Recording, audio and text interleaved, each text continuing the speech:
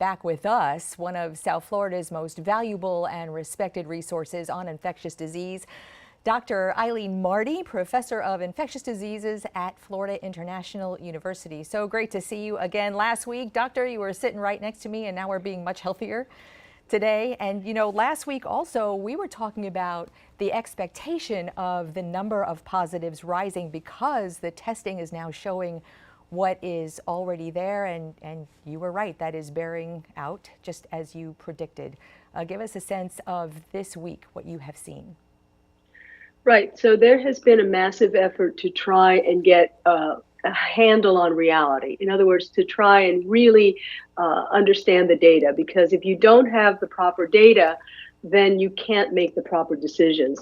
And quite frankly, I'm very sad to see that there's a push now at the federal level to reduce testing. I understand the reasons, which have to do with not having the supplies, not having the PPE, not having all the reagents, and how difficult it is to do this. But it's unfortunate, and it's unfortunate because I don't think we should be flying blind. It's very important to do things right from the get-go. And instead of that policy, I would much prefer to see the this new Defense Power Act be actually enacted, and to see that there be many more companies. I'm glad there's some that volunteer, but not just those that volunteer, because we do have to think of this as a war against a micropredator. So you're talking about the President Trump, who has not yet done that kind of move with the Defensive Power Act. And so right now there is no mandate federally for any private company to be manufacturing or adding to the supplies and resources that we have right now. But around the state of Florida, and I want to bring it back a little bit more local here, around the state of Florida, it sounds like our state is being proactive with as much testing as they can get. Is that something that we can rely on as an authentic prediction? First of all, I want to say that I've had the privilege of having a number of conversations with many of our elected officials at various levels of government here in Florida. And I do believe that our elected officials here in Florida have been exceptional. And they have reached out and tried to get as much real ground truth as to what's happening here as they possibly can, particularly in Miami-Dade. A little less so in Broward, but particularly in Miami-Dade, at all levels of government, I've seen a tremendous effort to do the right thing.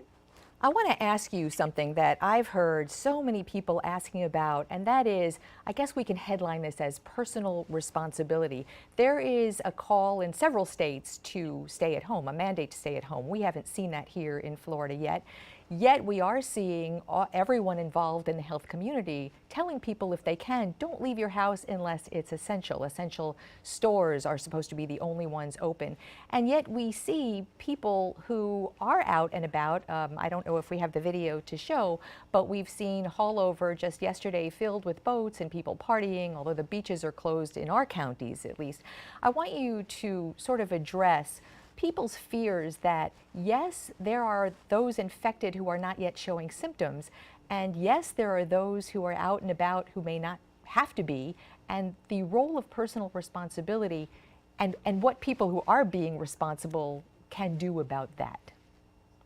So Glenda, that's an awful lot of questions all rolled into one. I'm sorry about that. I just kind of laid it on you there all at once. No, but there's very many important points that you're making, and they're all quite right. First of all, I think there's still a level of denial. Despite the massive changes that we're all seeing in our lives, there remains a certain level of denial, particularly among certain youth level populations.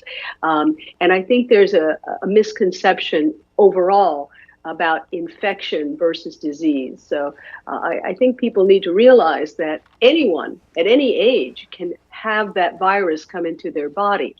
Once the virus is within you, you may manifest mild, moderate, severe, or critical symptoms depending on a variety of factors, such as your age, your gender, your any underlying health conditions Those determine how you manifest having that virus in your body.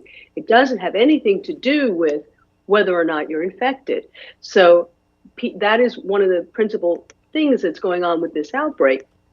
And that is that something we call the serial interval, that amount of time between the time that the virus gets in your body and you're able to shed enough virus to contaminate somebody else, is actually extremely short. That's one of the reasons that this is such a fast-moving disease. If you compare this virus to SARS, right? So the SARS-2 virus that causes COVID-19 to the old SARS virus that caused SARS, the old one took about 7 days in that serial interval between the time that you acquired the virus and the time that you were able to share the virus with other people. This one is averaging about 4 days. So that's a lot less time. And that's 4 to 4.5 days before you're shedding virus. That has nothing to do with when you show symptoms. That's a different number. That's incubation period. And that tends to be longer than that 4 to 4.5 days. So yeah, there's a lot of people walking about that are eschewing this virus into the environment and potentially contaminating individuals who, when the virus gets into that individual, can produce a much more severe disease. So what you're saying, if I could just headline that, is that it is so important for everyone who can to stay at home as much as they can. Dr. Marty, always great to have you with us, our go-to expert, and I appreciate your time.